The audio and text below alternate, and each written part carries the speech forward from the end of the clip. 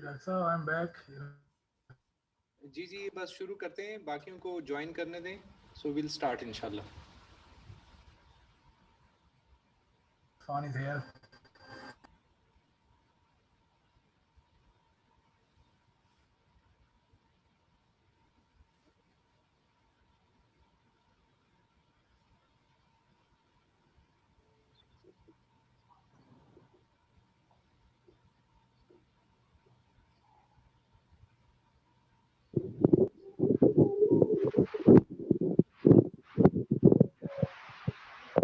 So let's start inshallah.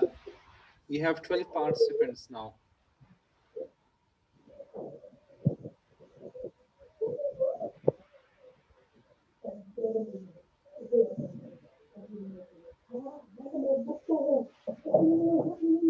आ जाओ बिलाल, बाहर आओ, आ जाओ.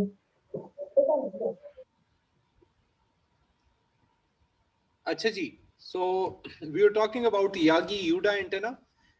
Professor Yagi with his student Yuda, they developed this antenna. He was a Japanese professor, or Yagi designed it and then Yuda modified it. So that is why it is called Yagi Yuda. जिसमें आपको ये नजर आ रहा है कि जो green elements हैं ये डायरेक्टर्स हैं. जितने डायरेक्टर्स ज्यादा होंगे उतना गेन ज्यादा होगा.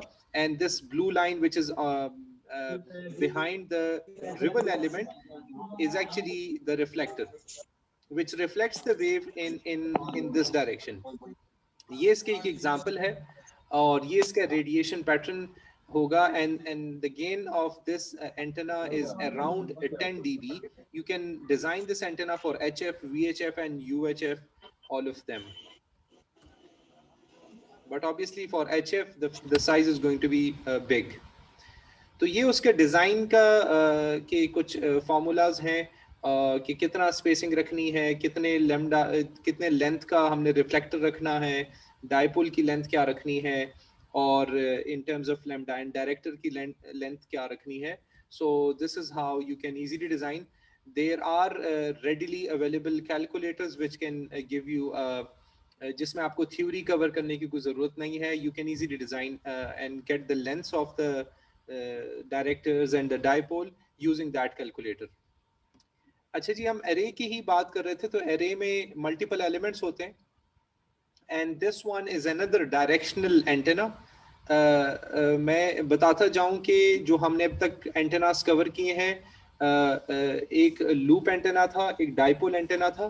Both of them they were omni directional antennas जो कि एक डायरेक्शन में मैक्सिमम रेडिएशन देते हैं, दूसरे में नहीं देते. बट बट ये जो एरे एंटेनाज हैं they are actually directional antennas. Array antenna में एक एग्जांपल यागी यूडा की हुई and this one is log periodic. So it is arranged like this. The same wire is going like this, and you can have it in this shape. This is one example of a log periodic array. This is again a directional antenna. We have crossed a dipole, and they are also called because of the shape turnstile array as well. तो हम polarization की थोड़ी देर में बात करने लगे हैं. CP मैंने लिखा है, this is circularly polarized wave ये generate करता है.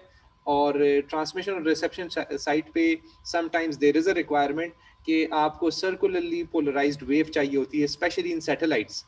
सो you can use it for the transmission purposes and receiving purposes where CP is required, यानी circularly polarized wave is required. तो ये वही डाइपोल है लेकिन उसको 90 एंगल पे इसके एक डाइपोल को दूसरे पे रखा जाता है and this produce the CP required CP wave. Now, I have added a polarization section here, and I would like to the viewers to at least understand what polarization is actually in terms of antenna. So the polarization is, देखें ना जितना अभी हमने पढ़ा है, the antenna actually transmits a wave.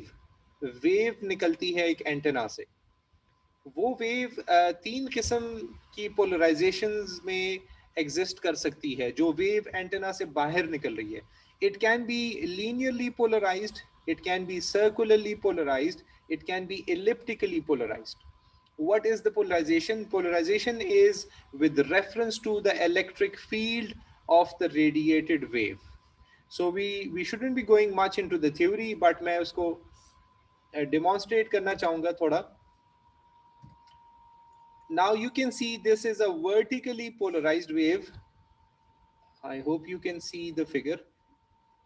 जिसमें एक vector बन रहा है येलो कलर का. अब इस वेव को अपनी तरफ आते हुए अगर हम देखें तो इसमें एक सीधी वर्टिकल लाइन बन रही है. तो ये जो वर्टिकल लाइन बन रही है, वेव आ रही है हमारी तरफ. तो if you look into the wave from this side, so this vertical line is actually showing a vertically polarized wave. Now this, ये ज्यादा अच्छा समझ में आएगा कि ये जो लाइन बना रहा है ये वाला, a wave is traveling, but ये जो एक एंटेना से निकल रही है वेव और इस तरफ को आ रही है, तो ये वेव को जब यहां से देखा जाता है तो ये हॉरिजॉन्टल लाइन बना रही है. Again it is linearly polarised, but लेकिन it can be called as horizontally polarized wave. Now let's talk about a circularly polarized wave. ये उसकी demonstration है कि ये जो wave travel कर रही है इसमें दो components हैं, electric and magnetic component, and they are actually the electric field is actually making a circular shape while it is traveling. This is more clear. अच्छा, ये बल्कि circular polarized था, और now this is elliptically polarized. You can see an ellipse is being made by a wave when it travels, and you look at it when it is traveling towards you and you observe it as an observer कि wave आपकी तरफ आ रही है. आते हुए आपने उसको देखा कि वो circular shape बना रही है या वो ellipse बना रही है. So then ellipse is actually elliptically polarized wave. This is another example of it. So we can have a classification, a quick classification, not much into the theory. We can have three types of polarization of a wave.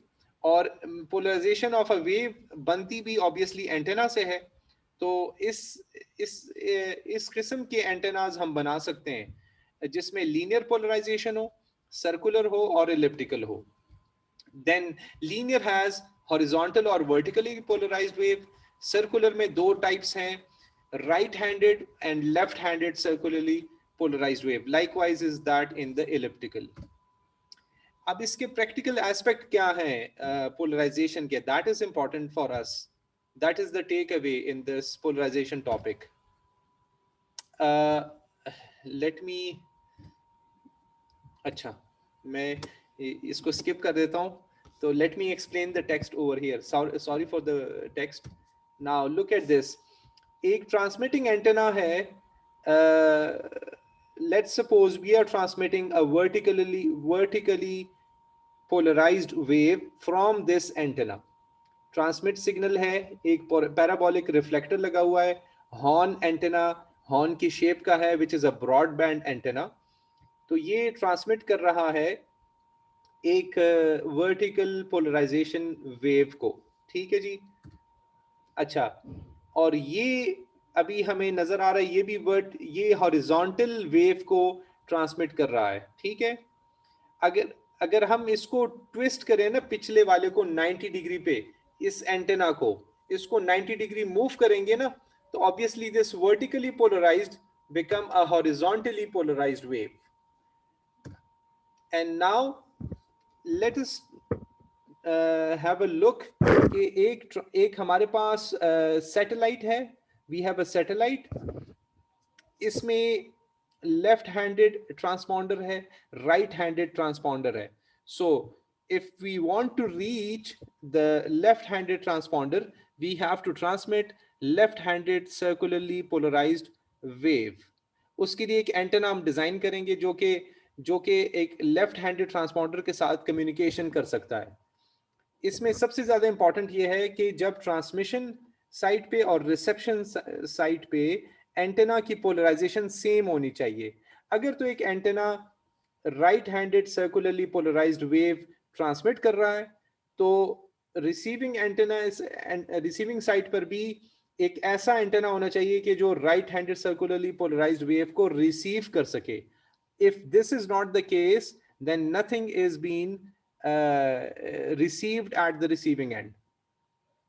In another simple words, अगर transmitting antenna vertically polarized है और receiving horizontally polarized है, so nothing is going to be received.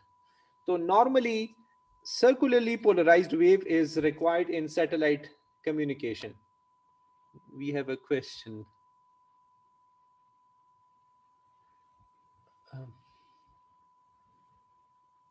Acha. Okay. Now let's talk about examples of circularly polarized wave.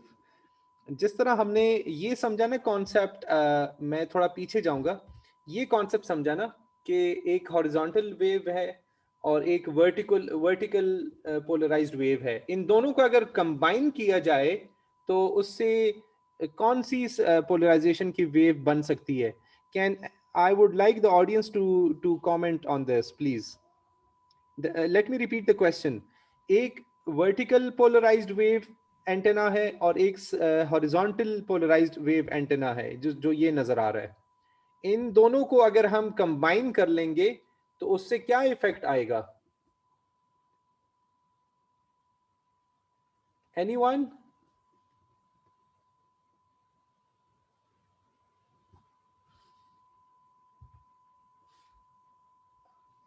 Okay, anyways let me answer.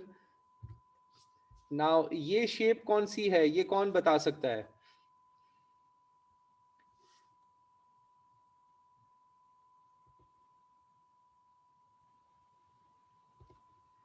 ये कौन सा antenna है? शायद doctor साहब disconnect में. जी जी, अस्सलाम वालेकुम. I hope you can hear me now. जी बिल्कुल, आपकी आवाज तो पहले भी आ रही थी. हमारी आवाज आ रही है आपको? अभी आ रही है. जी जी जी. Okay, now you can ask the question because 3-4 लोगों ने जवाब दे दिया था. अच्छा, मैंने नहीं सुना. मैं समझा कि नोबडी इज आंसरिंग. एनीवेज जी, बताइए please. Can you please give me the answer? Sir elliptical. Elliptical. अच्छा जी, this is wrong. Anyone else? Sir इन दोनों को प्लस करेंगे तो सर्कुलर नहीं बनेगा? एग्जैक्टली इरफान भाई, I guess this is mister drone I am talking to, right? जी जी सर. जी जी. अच्छा, बिल्कुल सही बता रहे हैं. जो इलिप्टिकल था दैट वाज वेरी नियर. ये देखें ना, एक डाइपोल एंटेना है और एक अनदर डाइपोल एंटेना है. This dipole antenna produces vertical polarised wave and this dipole antenna produces horizontal polarized wave. So this combines and give us a circularly polarized wave. We can't जी see doctor it. साहब. जी जी जी. Hello. जी जी sir जी. आपकी visuals गायब हो गए हैं आपके शीट्स जैसी आपकी डिस्प्ले पे. अच्छा, मैं दोबारा शेयर कर देता हूँ. जी. सॉरी, मुझे नहीं पता था. Just a second. Okay okay fine.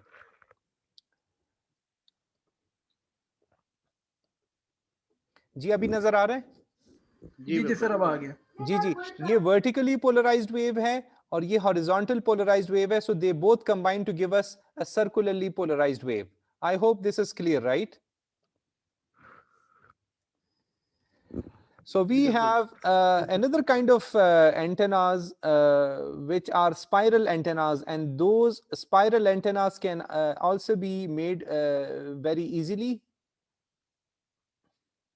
And you can find details about it in this very authentic website. एक PhD doctor हैं, उन्होंने ये बनाई है, antenna-theory.com. So this is the most authentic source of antennas, by the way. So you can go and you can see and have a look of these kind of antennas as well. So this also produces circularly polarized wave. Now, helical antenna is also an example of a circularly polarized wave. So this helical antenna is actually a helix wound shape antenna. So this is some of our designed antennas. ये एक conductor को लेके wind किया जाता है. एक खास इसका डायमीटर है, खास इसका लेंथ है, and the spacing between the turns is also through a formula. ये हमने 2-3 antennas with different number of turns बनाए थे एंड दिस जितने नंबर ऑफ टर्न्स बढ़ाते हैं उतनी डायरेक्शनैलिटी बढ़ती है और उतना ही ज्यादा गेन होता है. Gain and directionality both are directly proportional to one another. अच्छा, और दूसरा ये जो एल्युमिनियम शीट नजर आ रही है, this is actually a reflector and this antenna can have even more gain if you feed it at a parabolic dish. ये offset dish है, it's at Asad Bhai QTH और हमने इसको टेस्ट भी किया था for the satellite communication QO100. So you can also make it, it's a very simple antenna.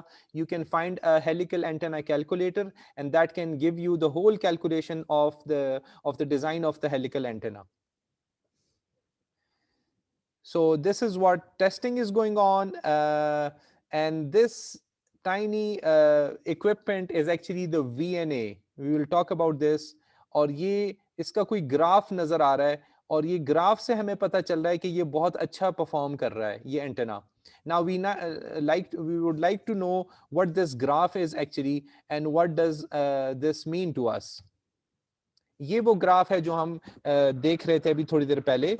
इस graph में बड़ा इंपॉर्टेंट है कि ये जो एक्सिस है, y एक्सिस है और x एक्सिस है, ये मैं बताता चलूं कि y axis, I am sorry I got disconnected again. जी, am I audible now? जी मेरी आवाज? Yes, you are audible right now. जी डॉक्टर साहब आ रही है आपकी आवाज. I am really sorry, I get disconnected again and again. अच्छा जी, हमने यहाँ तक कवर कर लिया था कि इस ग्राफ को हमने समझना है. इसमें दो पैरामीटर्स हमें नजर आ रहे हैं. एक ये वाला ग्राफ है, ये लॉग स्केल है और लॉग स्केल पर हमने 2.4 गीगाहर्ट्ज के लिए एक एंटेना डिजाइन किया था, तो उस पर ये -22.72 dB दे रहा है. And this I guess pink trace is giving us the SWR. The ideal case is 1 and we were getting 1.15. So what is this actually? इसको समझने के लिए एक छोटा सा थ्योरी को थोड़ा सा देख लेते हैं. There is a coefficient which is called a reflection coefficient. Actually होता क्या है कि एंटेना की तरफ, मैं इसको आपको समझाने की कोशिश करता हूं. जब हम सिग्नल भेजते हैं एंटेना की तरफ, तो एंटेना का इम्पीडेंस अगर मैच करेगा हमारी कोएक्सियल केबल के साथ, तो वो उस वेव को ना रिफ्लेक्ट बैक होके नहीं भेजेगा, वो सारी की सारी वेव को लेकर ट्रांसमिट कर देगा. Let me repeat this again. If we give a signal to our antenna through a transmission line is the coaxial cable. Coaxial cable के अंदर सिग्नल जा रहा है, इट रीचेस द एंटेना. अब वो एंटेना के जहां पे एंटेना कनेक्टेड है, उस पॉइंट पर अगर इंपेडेंस एंटेना का और ट्रांसमिशन लाइन का जो केबल है वो सेम होगा, तो वो सिग्नल को वापस नहीं भेजेगा, वो सारे के सारे सिग्नल को ट्रांसमिट कर देगा. और अगर वो सारे को ट्रांसमिट नहीं कर रहा, थोड़ा रिफ्लेक्ट बैक होके आ रही है वेव, तो दैट रिफ्लेक्शन को मेजर करने के लिए हम एक टर्म यूज करते हैं, that is called reflection coefficient. Ideally it should be 0. There shouldn't be any reflection from antenna. अगर कोई रिफ्लेक्शन आती है तो इसका मतलब है कि एंटेना अच्छा काम नहीं कर रहा. So if the reflection is 0, then the VSWR or SWR, which is standing wave ratio, that is actually 1. 1 is ideal and reflection coefficient 0 is ideal. And for 0, the S11 S parameters is actually -infinity. जितना वो minus में जाएगा ज्यादा, उतना it is good and better. So let me now go back to this. अब ये -22 पे जा रहा है और SWR मेरा आइडियल होना चाहिए था 1. It is giving me 1.15, which is a very good antenna. So you can have your own VNA as well. And you can test your antenna whenever you make an antenna, you can test it. Sorry for the formulas. जी, एक simple question है, not sure कि अभी हम वो calculate कर पाएंगे या नहीं. बट अगर लेट्स से कि जी हमारे जितने भी मेंबर्स हैं बहुत सारे वो बाओफैंग यूज कर रहे हैं 5 वॉट, करेक्ट? ठीक है। अगर वो 5 वॉट इनटू दी एंटेना देते हैं और SWR 1.5 है, तो कोई तरीका है कि हम मालूम कर सकें कि जी कितना वॉट लॉस हो रहा है उसमें? Yes, exactly, it can be done. All these formulas are there and we can know the return loss, in fact. ठीक है। Yes, that can be done. And even let me search for certain calculator which can give us in watts as well. dB को watts में convert करके वो हम answer easily निकाल सकते हैं. ठीक हो गया जी, ठीक है। So I will share, inshallah we'll have I will share that in the group as well. ठीक ठीक हो गया। अच्छा जी, so Mr. Drone has some question maybe जी, इरफान भाई। जी सर, मेरा ये क्वेश्चन है कि अभी लास्ट टाइम मैंने और माइक अल्फा ने जेपोल पे काम किया था, ऐसा सब जानते हैं। इसके अंदर हमें प्रैक्टिकल में एक इशू फेस करना पड़ा था कि हमारी SWR बिल्कुल ठीक रही थी एंटीना के साथ, 1.2 1.1 पे आ रही थी, लेकिन जैसे ही हम पावर बढ़ाते थे तो SWR भी बढ़ जाती थी। तो वो अभी तक मेरे माइंड में क्वेश्चन है कि ये किस वजह से हो रहा था, क्या उसको आप इसी सवालों के अंदर डिस्क्राइब कर सकेंगे किस वजह से वो हो रहा था, कि पावर का SWR से क्या प्रॉब्लम थी? ऑब्वियसली देखें, जो पावर है ना, पावर कॉम्बिनेशन है वोल्टेज और करंट का, ठीक है। बहुत सिंपल सा फॉर्मूला है, power is actually the combination of voltage and current, voltage multiplied with the current. तो जो हम बात कर रहे हैं रिफ्लेक्शन कोएफिशिएंट की, जितना रिफ्लेक्ट होके बैक आती है वोल्टेज या करंट, तो that is actually the power loss, that is actually the power loss. तो आई एम नॉट श्योर कि हो क्या रहा था, उसमें होना तो नहीं चाहिए एक खास, अगर फ्रीक्वेंसी चेंज नहीं हो रही तो it shouldn't be the case कि पावर को बढ़ाया जा रहा है और पहले SWR अच्छा था and then it is getting, I mean वो डिक्रीज हो रहा है। अब ये मुझे भी नहीं समझ आया, मे बी असद भाई can have a comment on in this, but normally this never happens on single frequency. Irfan दोबारा रिपीट करेंगे क्वेश्चन? सॉरी, बीच में कॉल मेरे ऑफिस से आ गई थी। जी सर, मैं ये कह रहा हूँ कि लास्ट टाइम आपको पता होगा जेपोल पे जब मैं और माइक अल्फा काम कर रहे थे, हमने ड्यूल बैंड जेपोल बनाए थे, उसके अंदर जी। में प्रॉब्लम आ रही थी। 5 वाट तक बिल्कुल ठीक था, 1.1 1.2 हमारे पास है, लेकिन जैसे ही हम 5 वाट से ऊपर जाते थे, 10 या 25 वाट के ऊपर, तो हमारी SWR बढ़ जाती थी। और इसके जी अंदर मैं दूसरा ये भी बता दूं कि उसमें हुआ ये था कि हमारे साथ 2 टाइप के मीटर थे। एक तो सर आपका था वो डबल क्रॉस नीडल, जी उसके हाँ। अंदर हमें ये प्रॉब्लम फेस हो रही थी, जबकि जो दूसरे डिजिटल हैं सिंगल नीडल वाले, उनके अंदर हमें इस तरह का कोई इशू नहीं आया था। अच्छा, तो क्या हर मीटर के हिसाब के जो अलग डिफरेंट हाँ, मीटर है उनके ऊपर डिफरेंट डिफरेंट उसका एक फार्मूला अप्लाई हुआ होता है? इरफान भाई, मेरे जहन में तो ये आता है, असद भाई भी कमेंट करेंगे, मेरे ख्याल में जो मीटर आप यूज कर रहे थे उसके पावर की लेवल इतनी थी, तो जो मेजर लेवल था या रिफ्लेक्शन जितना वो बर्दाश्त कर सकता था, तो उस वक्त तक तो वो अच्छी डिफ्लेक्शन प्रॉपर दे रहा था। एंड आफ्टर दैट जब आप इंक्रीज कर रहे थे तो वो उसके लिए डिजाइन नहीं किया गया था, maybe that is the reason. Plus फर्क होता है जी, चाइना का प्रोडक्ट, उसमें आप अच्छा क्वालिटी का भी SWR मीटर लेते हैं तो आपको $70 $80 में मिलता है। अगर आपने थोड़ा कम पैसों वाला लिए, $30 $35 वाला, तो उसमें उसकी जो है वो कैलिब्रेशन उस तरह नहीं होती है जिस तरह होनी चाहिए। जो मैं लेकर आया था for example, that was a diamond का था, that was a Japanese original. उसकी रीडिंग, मतलब हमारा ये एक्सपीरियंस रहा है कि उसकी हमेशा ऑथेंटिक रहती है रीडिंग, काफ़ी एक्यूरेट होती है एज कम्पेयर टू चाइनीज़। इसमें डिजिटल भी आए हुए चाइनीज़ में, नेसी कोई नेसाई टाइप की कोई कंपनी है उसका, वो भी ठीक काम करते हैं, बट देन आफ्टर 4-5 महीने के बाद उसकी एक्यूरेसी ख़राब हो जाती है। तो ये एक चीज़ होती है जिसके ऊपर हमें ज़्यादा सोचना चाहिए, कि टू गेट सम, जो SWR मीटर होता है वो उसकी एक्यूरेसी बहुत मैटर करती है, तो one should always invest in a good SWR meter. Chinese चीजें सस्ती मिल जाती है लेकिन उसमें प्रॉब्लम होती है। अब जो डाइवा था दैट वाज आल्सो जापानीज, जो बड़े वाला क्रॉस नीडल था, और जो डायमंड था वो भी जापानीज है। तो we can more rely more on a Japanese stuff. दूसरा ये कि अगर आप का SWR 5 वॉट के ऊपर लेट से 1.1 होता है, तो जरूरी नहीं है कि वो 20 वॉट के ऊपर भी 1:1 होगा। रिफ्लेक्शन जितनी पावर आप बढ़ाते हैं इतना स्ट्रेस आता है एंटेना, केबल, सब चीज़ों के ऊपर, और फिर अगर वो थोड़ा भी मिस ट्यून एंटेना होता है तो वो बोल पड़ता है. This is exactly what was happening.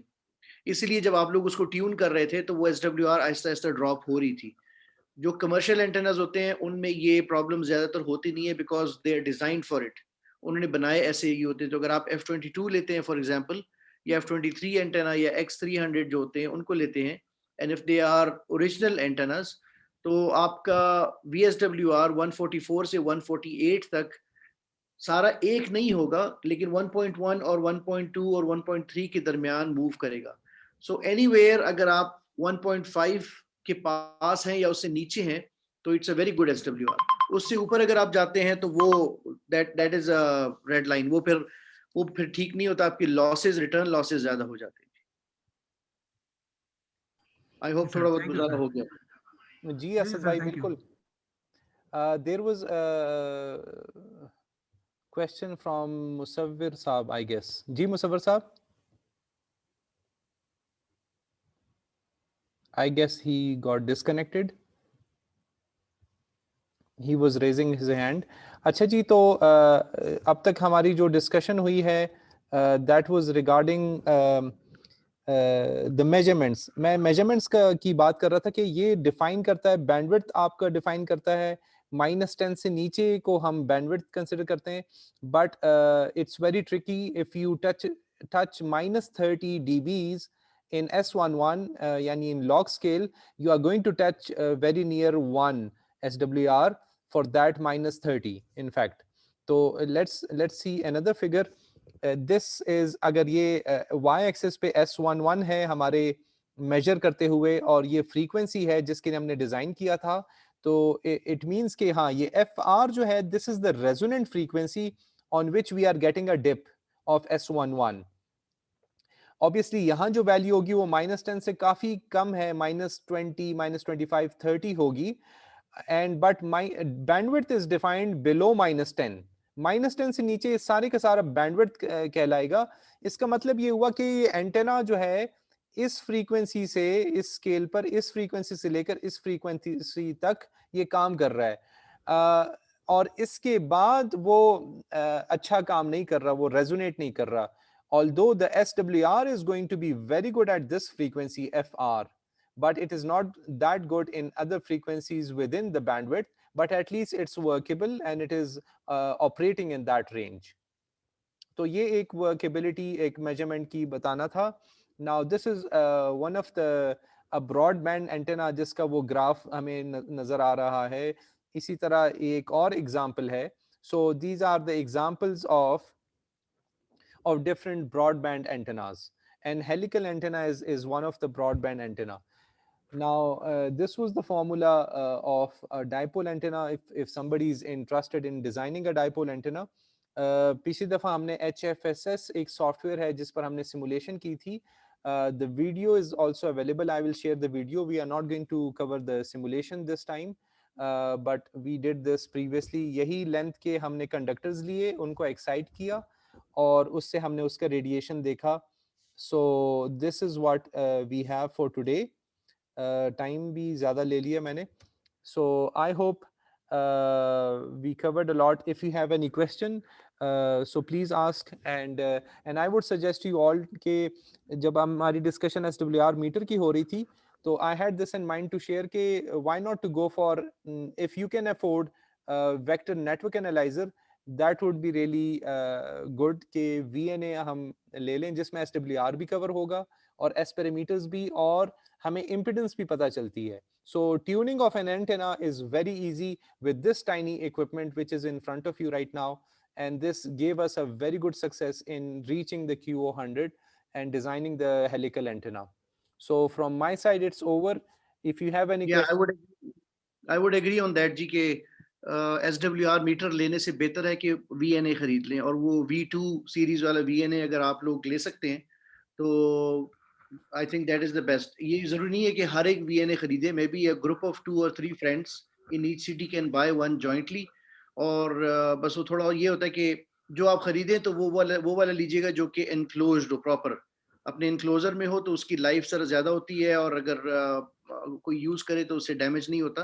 Open में थोड़े से जरा ये होता है कि पानी ना गिर जाए, कोई इधर उधर गिर ना जाए, डस्ट चली जाए, थिंग्स लाइक दैट। तो अगर किसी ने इंडिविजुअली लेना है तो वो उनकी चॉइस है, they can buy the open one also, लेकिन अगर एज अ ग्रुप लेना है तो we can do that as well. अगर इस्लामाबाद पिंडी में किसी ने लेना है तो I can join the group also, we can jointly purchase it and I mean जिसको भी जरूरत पड़ती है फिर वो यूटिलाइज किया जा सकता है। पॉइंट नंबर 2 जो पहले मैंने क्वेश्चन किया था, ऑनलाइन आपके पास SWR और लाइन लॉस कैलकुलेटर्स अवेलेबल हैं। मैं आपको एक रफ एस्टिमेट दे दूं कि अगर आप 5 वॉट्स का बाओफेंग आपका हैंडी है और आपका SWR 1.5 है, 5 वॉट का बाओफेंग है और आपका SWR 1.5 है, तो आप 1.5 वॉट लूज कर रहे हैं, तो आपकी एंटेना एंड से 3.5 वॉट निकल रही है जी। And the rest So this is the loss that you will receive, which is about 27-28%, जो कि बहुत ज्यादा है। बहुत ज्यादा है। तो अगर आप 5 वॉट को आप 100 वॉट पे ले जाते हैं तो आप 100 वॉट पे SWR अगर 1.5 देते हैं तो on you're losing good 30 watts out of it. 70 के ऊपर आप TX कर रहे होते हैं। तो ब्रिंगिंग SWR बिलो 1.5 हमेशा कोशिश कीजिएगा कि उसको हमेशा नीचे ही रखिएगा। 1.4 is okay, 1.3 is okay, 2 is okay, 1 is ideal, लेकिन मैंने आपको जनरली आपको बता दूं कि 1.5 पे you will lose about close to 30% power. Agreed Asad भाई, you are right, वो रिफ्लेक्ट होके बैक आ रही है, तो which is loss in power in fact. अच्छा असद साहब, I am in with you with the purchasing of VNA group, please count me in. ठीक हो गया जी, ठीक हो गया, we'll manage that इंशाल्लाह। उसमें कोई एक नया भी आया हुआ था जिसके अंदर बिल्ट इन बैटरी और सब कुछ है, so we can work on that side. Okay sir. Anyone with any question?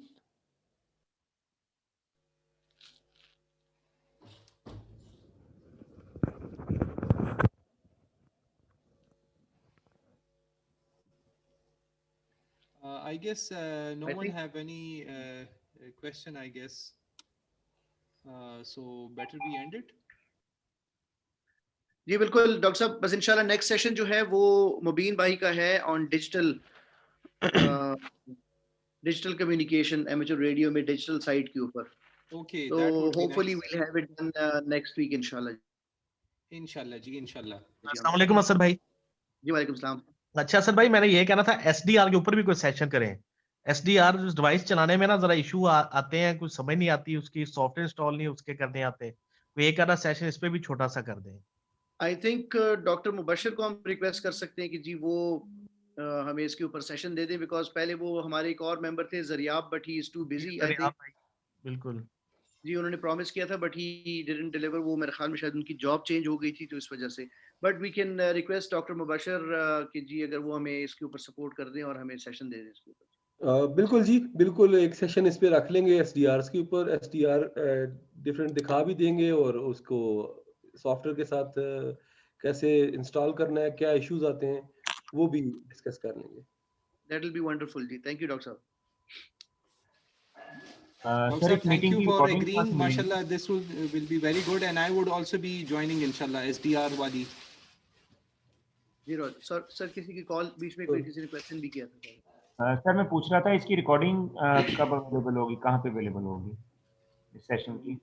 Doctor साहब आप इसको डालेंगे YouTube पे या do you want me to put it, किस तरह करना है जी? I will share it inshallah with you, and you can put it Asad bhai. ठीक है, अगर आपका है तो आप अपलोड कर दीजिएगा, लिंक दे दें हमें। Yeah, we'll do in either way inshallah ji. in members के साथ share हो जाएगी inshallah।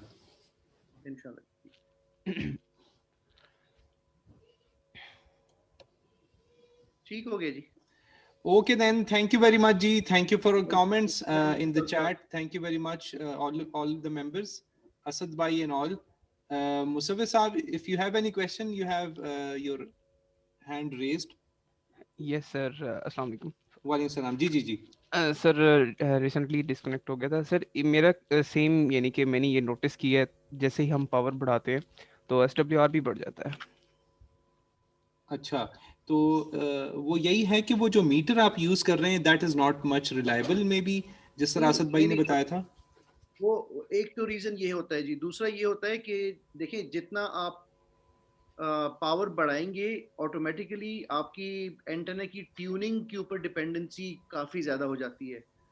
अगर आप हाफ वॉट देंगे तो SWR शायद उठे ही ना, लेकिन जब आप 1 to 5 जाएंगे तो SWR 1.1 पे होगी। अगर आप 20 पे जाएंगे तो अगर आपका एंटेना प्रिसिजन ट्यून है तो वो 1.1 पे रहेगा, अगर वो प्रिसिजन ट्यून नहीं है तो वो 1.5 1.6 पे चला जाएगा। तो इसलिए कहा जाता है कि जो पावर आपके पास मैक्सिमम होती है उसके ऊपर आप एंटेना को ट्यून कीजिएगा। सो फॉर एग्जांपल भाई मैं एक चीज ऐड करूं, जी जी असद भाई मैं एक चीज ऐड करूं इसमें। जी जनाब। इसमें जो जो जो केबल यूज हो रही है ना, जैसे अभी हमने आपके पास एक केबल को यूज किया है एज अ एटेन्यूएटर, तो जैसे जैसे पावर बढ़ती है तो डिफरेंट केबल जो आप ट्रांसमिशन केबल होती है उसकी उसके लॉस बढ़ती कैरेक्टरिस्टिक्स है। अगर अच्छे नहीं है तो वो हाई पावर पे फिर SWR भी हाई आना शुरू हो जाता है। वेरी गुड एडेड जी मुबशर भाई, I totally agree with this. बिल्कुल, लेकिन क्योंकि सर मैंने उनकी ये डेटा शीट में भी गिवन होता है ना मुसव्विर साहब, अगर आप उनकी डेटा शीट देखें जो केबल आप यूज कर रहे हैं उसमें पर मीटर जो है वो डीबी आपको बता रहा होगा, लेकिन एक खास फ्रीक्वेंसी के लिए, और उस फ्रीक्वेंसी का ग्राफ भी गिवन होता है।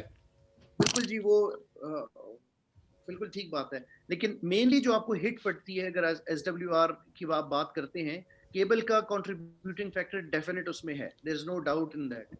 लेकिन एंटेना जो रेडिएटिंग पार्ट है उसका, this is where the actual SWR जो आपको होती है। अगर आप कमर्शियल एंटेनास में भी ले लेना जी तो उसके अंदर भी ट्यूनिंग चार्ट दिया होता है उन्होंने। वो ट्यूनिंग चार्ट इसीलिए दिया होता है कि आप उस एंटेना को भी ट्रिम करके लगा सकते हैं। लगाते नहीं है हम, because when we see 1.4 throughout the band we are very happy. आप बाहर के मुल्कों में किसी को बताएंगे कि जी मेरा SWR 1.4 है तो वो आपकी तरफ देखेगा कि इसने अपना काम नहीं किया। वो प्रिसिजन साइट पे जाना पड़ता के पास। अगर अगर आपके पास कमर्शियल एंटेना भी लगा हुआ है तो आपने उसको भी ट्यून करना होता है। इसका मतलब ये होता है कि उसके अंदर जो वो एलिमेंट्स हैं वो आपने उसको काटना पड़ता है जी। Copy copy sir excuse me sir, hello जी गो अहेड प्लीज। सर मैं पूछना चाह रहा था कि हम कोई वर्कशॉप या सेमिनार्स वगैरह नहीं कर सकते इनके प्रैक्टिकल्स के, एंटीनास के और बाकी ये सारी चीज़ों के? बिल्कुल कर सकते हैं जी। वो बीच में कोविड की वजह से सारी प्रॉब्लम आई है, we couldn't do it. Otherwise हमारे ये जो सेशंस होते हैं ये सारे हैंड्स ऑन एक्सपीरियंस वाले होते हैं। हमारे कोलीग्स कराची से आ चुके हैं अटेंड करने के लिए, लाहौर से आ जाते थे। तो I mean we do have these sessions. वो फिजिकली आपके सामने एंटेना बनाना, रेडियोज रखना, उनसे बात करना, ये सब कुछ चलता है जी उसमें। बट ड्यू टू कोविड हमने वो नहीं किया।